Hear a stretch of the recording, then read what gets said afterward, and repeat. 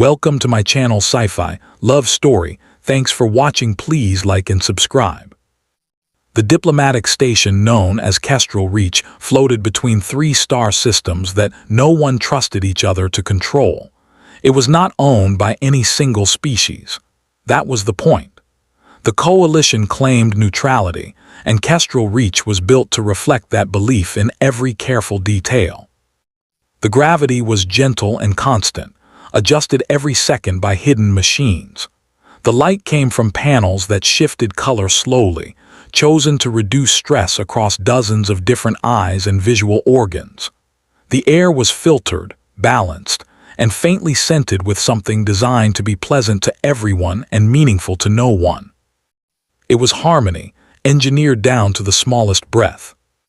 Elias Rowan stood near the outer wall of the main assembly hall, holding a thin glass of water that tasted faintly metallic no matter what the label claimed. He wore a simple gray uniform with no symbols beyond a small coalition access tag. No rank stripes, no marks of authority. That was intentional. Humans had been admitted to the Galactic Coalition only 3 years earlier, not as equals, not as threats, as observers. Elias had been told this many times, always with polite smiles and careful wording. Humans were emotional, creative, unpredictable. Those traits were described as interesting, which in coalition language meant dangerous in large numbers. So the humans sent quiet people, analysts, record keepers, men and women who knew how to stand still and listen. Elias was good at that. Around him, representatives of other species moved in slow, careful patterns. Conversations formed and dissolved without friction. Voices stayed calm.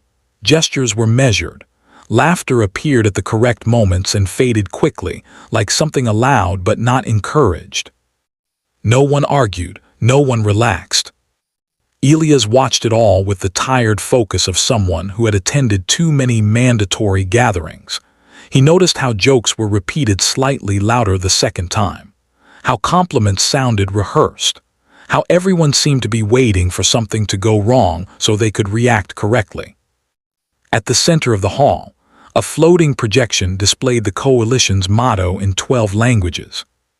Stability through balance. No one looked at it. Elias shifted his weight and told himself he would leave after 10 more minutes. He had already fulfilled his duty by attending. That was when he noticed the figure standing near the refreshment station. She stood alone.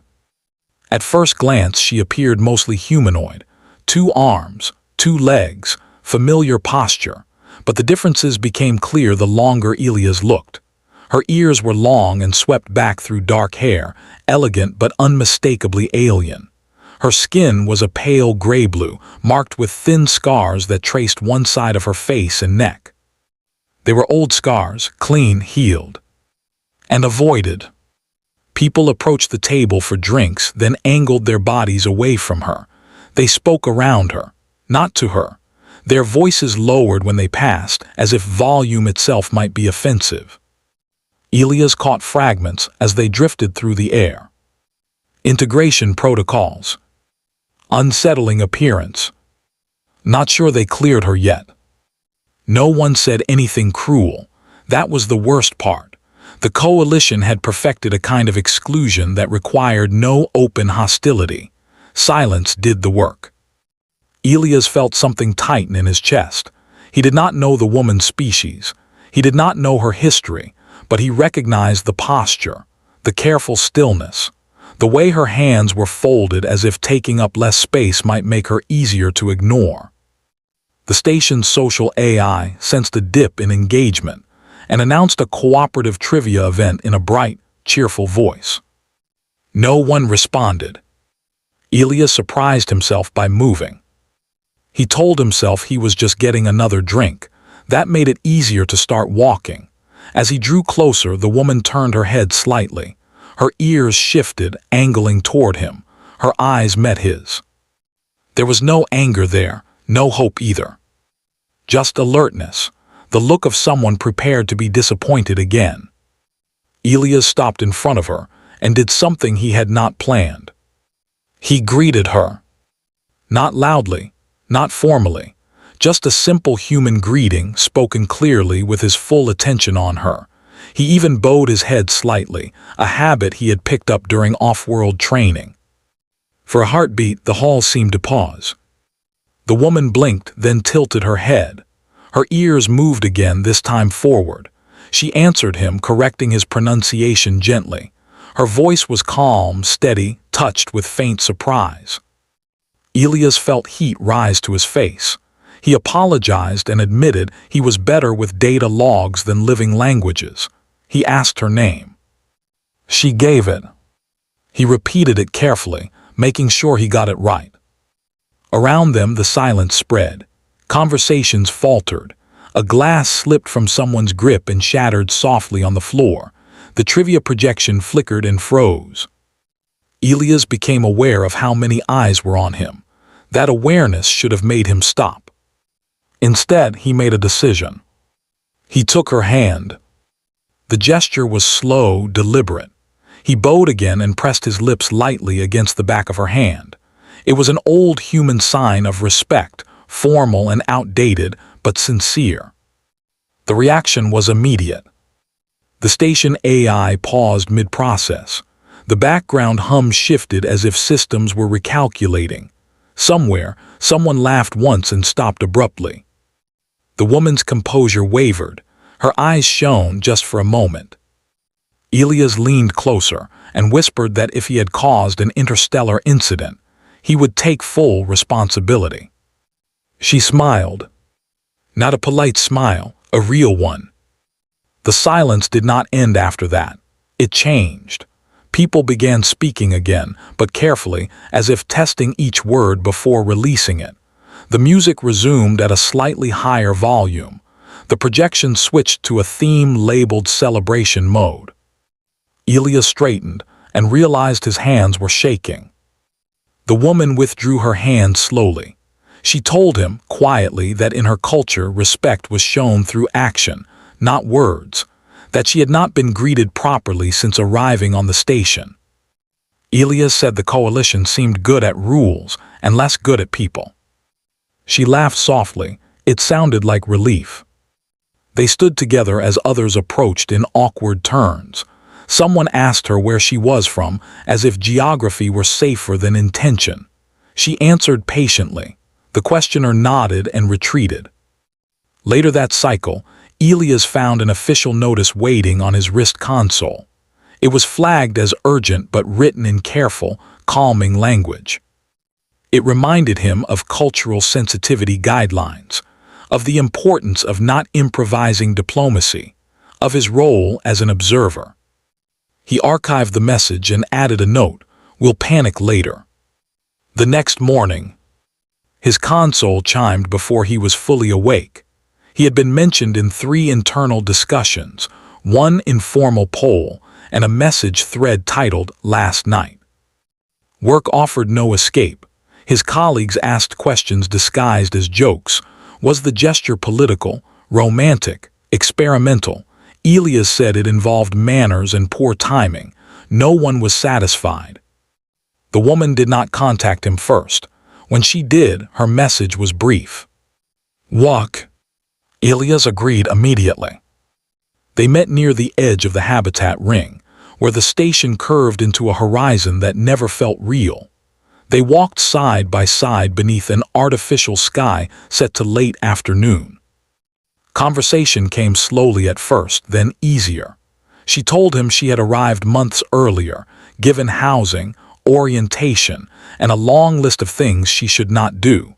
None of the lists explained how to endure being quietly avoided. Elias admitted he had spent years believing himself unremarkable. She said scars tended to make people invent stories. As they walked, others noticed. Some pretended not to. A child waved at her, then hid behind a parent. She waved back anyway. They parted with the sense that it was not an ending. The coalition noticed. By the next cycle, invitations arrived that were not invitations at all. Elias was summoned to a cultural liaison meeting. She was requested as an interested party. They compared notices and agreed to attend together. The meeting room was smaller, arranged in a circle to encourage openness. A translation sphere hovered at the center. Concerns were raised: optics, precedent, balance. Someone asked if the hand gesture had been rehearsed. Elias said if he had rehearsed anything, it would have gone better. She spoke then calmly, explaining what the gesture meant in her culture and what its absence had meant since her arrival. The translation sphere hesitated, then rendered her words accurately. Silence followed. Then the sphere mistranslated an idiom and announced that she had threatened to rearrange the bones of tradition. Laughter escaped before anyone could stop it. Something shifted. Outside the room, reactions were mixed: approval, avoidance, anonymous messages accusing Elias of grandstanding and her of manipulation. They continued anyway. Meals, walks, quiet conversations. Pressure grew. The coalition did not like unresolved narratives. On the night before another scheduled gathering, Elias stood at a viewport beside her, watching cargo ships drift like restrained thoughts. She said that in her culture, change arrived quietly, then refused to leave. Elias said humans preferred loud change, mostly so they could argue about it. She took his hand, not ceremonially, naturally. Behind them, Kestrel Reach continued its careful routines, unaware that its most delicate system was already under strain. The next morning, Elias received a sealed notice marked Review Status Updated. Humanity was no longer being observed. It was being evaluated. And the decision would not be gentle. The sealed notice did not explain itself. It never did. Elias Rowan stared at the words Review Status Updated while the station ceiling shifted from sleep mode to neutral light. The message carried the weight of bureaucracy pretending to be calm. There were no accusations, no threats, just a scheduled time, a location, and a reminder that attendance was mandatory. He exhaled slowly and sat up. Across the habitat ring, Vesa was receiving a notice of her own. Hers was phrased differently, wrapped in courtesy and caution. She read it once, then again, her long ears angling back in a way that signaled restraint rather than fear. They met without discussing the messages at first. Some conversations did not need words. The review chamber lay deeper in Kestrel Reach than the public halls, closer to the station's core where systems were dense and mistakes were expensive. The walls were plain. The air was neutral. Nothing here was designed for comfort. Representatives from 7 species waited in a wide arc. At the center hovered the coalition intelligence, a lattice of light and sound that pulsed gently as it processed information beyond organic speed. Elias and Vesa stood side by side. The intelligence spoke first, its voice smooth and carefully neutral. Recent interactions involving human observer Elias Rowan and environmental advisor Vesa of the Talarin Compact have produced measurable deviations in social stability metrics. That was never a good opening. Images appeared in the air, recorded moments, Elias greeting Vesa, the hand gesture, the laughter in the liaison meeting, the increase in unstructured interactions across the station. These deviations, the intelligence continued, are neither entirely negative nor predictably positive. A delegate shifted, another adjusted their posture. Humanity, the intelligence said, has historically demonstrated a capacity to alter social systems disproportionate to its assigned authority. Elias felt Vesa's hand brush against his, not a grip, just contact. The intelligence turned its attention to him. Explain your behavior. Elias considered the room, the eyes, the careful balance everyone was trying to protect. I saw someone being ignored, he said simply. I said hello. A murmur rippled through the delegates. The intelligence paused, recalculating. You deviated from protocol. Yes. Why? Elias thought about statistics, about models, about the thousands of reports he had written that reduced lives to numbers. Because protocol wasn't working, he said. Vesa stepped forward before the intelligence could respond. Her voice was calm, steady, unembellished. In my culture, she said, absence is a form of judgment, silence is a tool. The coalition uses both very well. The translation sphere rendered her words cleanly. My species joined this body seeking cooperation, she continued. Instead, we learned how to become invisible. The intelligence processed, light shifted. The coalition prioritizes stability, it replied. Stability without connection, Vesa said, is only quiet decay. That earned a reaction, not anger, discomfort. A delegate spoke, your presence has caused disruption. Yes, Vesa agreed, so did our survival. The intelligence displayed projections, social graphs, rising interaction, decreasing isolation markers, increased emotional variance. Human involvement correlates with unpredictability, it said. Elias nodded, that's fair. Unpredictability increases risk. Also growth, Elias said. The room stilled. The intelligence paused longer this time. Human history, it said, includes conflict driven by emotional bonding. Yes, Elias said, and recovery driven by the same thing. Silence stretched. Finally, the intelligence addressed them both. The coalition must decide whether humanity's influence is sustainable. Vesa met its gaze. You are already being influenced. That was the moment the intelligence faltered, not visibly, not dramatically, just enough. Data flooded its core, patterns it had flagged as anomalies now aligned into something larger. Human presence did not enforce hierarchy. It dissolved distance. The intelligence recalculated its models, over and over. Each time the result was the same. Humanity reduced long-term instability by increasing short-term discomfort. The intelligence dimmed slightly. Conclusion pending, it said. Interim measures will be enacted. Elias braced himself. Humanity's observer status is hereby suspended, the intelligence announced. A sharp intake of breath echoed around the chamber. Humanity will be reclassified. Elias felt Vesa's hand tighten. As a stabilizing variable, the intelligence continued. Designation, anchors. The word hung in the air.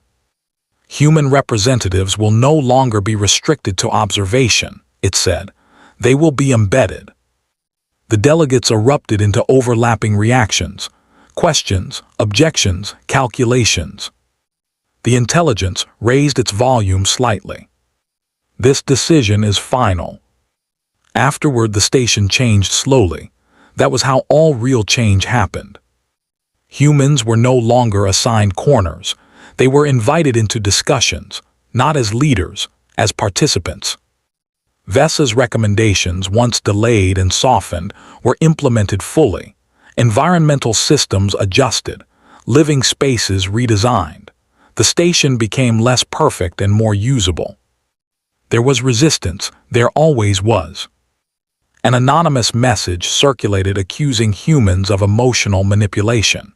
Elias forwarded it to Vesa with a simple note, "We're still dangerous." She replied, "Good." They continued walking together beneath skis that were still too neat to be honest. Children stopped hiding when they saw Vesa's ears. Some even asked questions. She answered all of them. Elias received an offer to transfer into cultural mediation. He accepted with hesitation and a quiet sense of humor. "I seem to specialize in accidents," he told the supervisor. "Then you're qualified," came the reply. The next gathering was announced as optional, which meant everyone came. This time, no one avoided the center of the room. Vesa stood openly among the others, her posture relaxed. She was greeted first, then second. No one flinched. Applause followed when her work was formally acknowledged. It was uneven. It was real. Elias watched from beside her, feeling something settle inside him. Not pride, belonging. Later, a delegate approached him and asked if the hand gesture had been planned as a catalyst. Elias smiled. If I planned things that well, I'd be in charge. The delegate laughed and admitted they had been wrong. Elias did not correct them. Being wrong was a process, not a confession. As the station settled into its scheduled night, Elias and Vesa stood at the viewport again. Cargo ships drifted past, carrying pieces of countless worlds. In my culture, Vesa said quietly, change arrives softly. Elias nodded, and then refuses to leave. She placed her hand over his heart in the greeting he had practiced so badly and learned so well. He mirrored it without thinking. Around them Kestrel Reach hummed, adjusted, lived. The coalition had mastered balance. Humans had reminded it what balance was for. And the galaxy, for the first time in a long while, felt steady enough to breathe.